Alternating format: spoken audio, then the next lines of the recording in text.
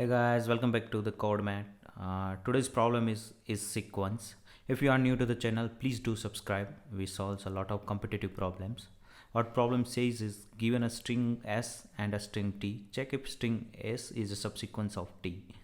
A sequence of a string is a new string which is a form from the original string by deleting some of the characters without disturbing the relative positions of the remaining characters. That is, let's say if the given source string is ACE is a subsequence of ABCDE while AEC is not.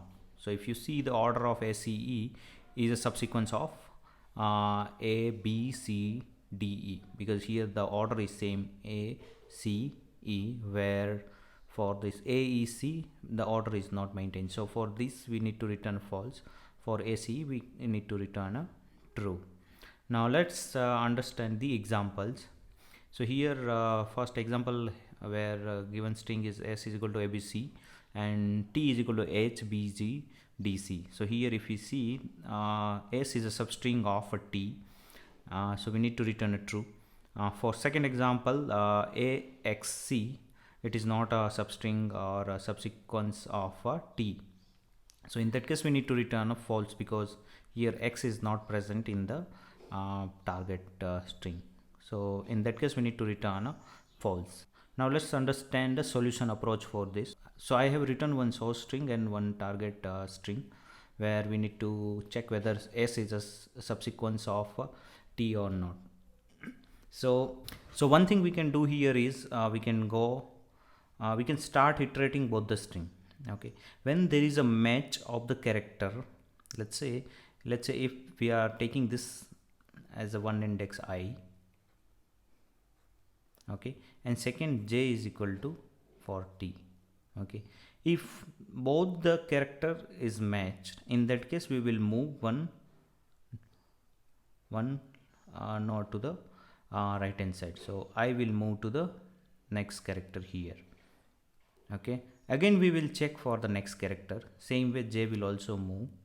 Now if this time if character match, let's say if it does not match, so in that case only j will move, I will stay remain over there only.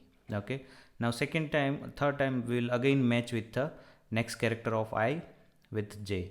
Now this time again it got match, so at that time we will again move I to the next level. So let's say we will reach over here. Okay, so when we are at here, so our I will be 2, and again we will try to match with the j. So it is not matching, we'll move only j, again we will move j, and again here it got matched. So again we will move I to the one more level, so that is I is equal to 3. Okay, so in this case our s is subsequence of t. Okay, so when it is a subsequence of a t, that means our I is having the same length because we already match for all the characters. So our I is going to be always having a length is I will reach to the length of your s. So if your I is equal to s dot length, then in that case we need to return a true, else we need to return a false. Now let's write a code for this. Alright, now let's first define two indexes first. Integer I will start from 0 and j will start from 0. Okay, while your I is less than s dot length, okay, and your j less than t dot length. Okay, now if s dot char at I is equal to t dot char at j, let's say if those are matching, then do I plus plus, else not else but anyway in all iteration we want to do j plus plus. Okay, and then if we want to return, if I is equal to s dot length, then return true, else return a false. Okay, now let's run this code.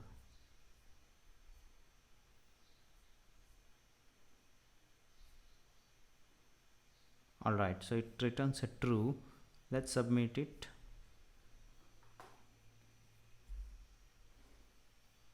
Okay, it got submitted. So here the time complexity of this problem is we are iterating through both the string in a linear way. So it is going to be of n plus m. Let's say n is a number of character in S, and t is a number of character, or m is a number of character in a t. So that's it in this video. Hope you like it. If you have a different solution, please add it into the comment, or if you are looking for a solution for a different problem, please write it down. Thank you guys.